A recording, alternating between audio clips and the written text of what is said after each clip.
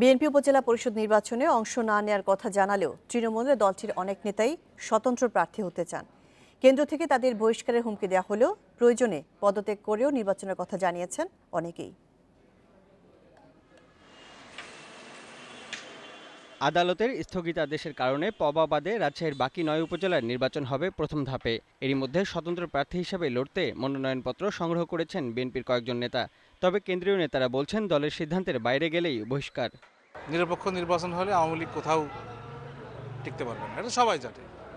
নিরপেক্ষ নির্বাচন যদি হয় তাহলে পরে অবশ্যই বিএনপি জয়লাভ করবে। তারা বহিষ্কার হবে এবং তারা হয়তো ভুলবশত হয়তো জানে না, কিন্তু আমরা মেসেজ দিচ্ছি এবং সবার সাথে যোগাযোগ করছি যে তারা আগামী এই নির্বাচনে তারা কেউ যাবে না।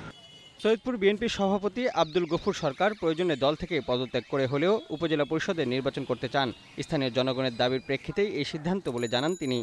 সবাই নির্বাচনে অংশগ্রহণ করার জন্য অনুরোধ করছেন, সেই মর্মে স্থানীয়ভাবে আমরা সিদ্ধান্ত নিয়ে এই নির্বাচনে অংশগ্রহণ করার জন্য মনস্থ করেছি। পঞ্চগড়ে স্বতন্ত্র প্রার্থী হিসেবে নির্বাচনের আভাস দিয়েছেন বিএনপির কয়েকজন স্থানীয় নেতা। সুষ্ঠু ভোট হলে জয়ের ব্যাপারে আশাবাদীও তারা। গতবার নির্বাচন করেছিলাম উপজেলা পরিষদ নির্বাচনে স্বতন্ত্র প্রার্থী হিসেবে, আমার প্রতীক ছিল আনারস। এবারও আমি স্বতন্ত্র প্রার্থী হিসেবে উপজেলা পরিষদের নির্বাচনে অংশগ্রহণ করতে ইচ্ছুক। এছাড়া বিভিন্ন উপজেলায় মনোনয়নপত্র জমা দিয়েছেন জাতীয় পার্টি ও অর্কাস পার্টির নেতারা। Mostafizur Rahman, independent news desk.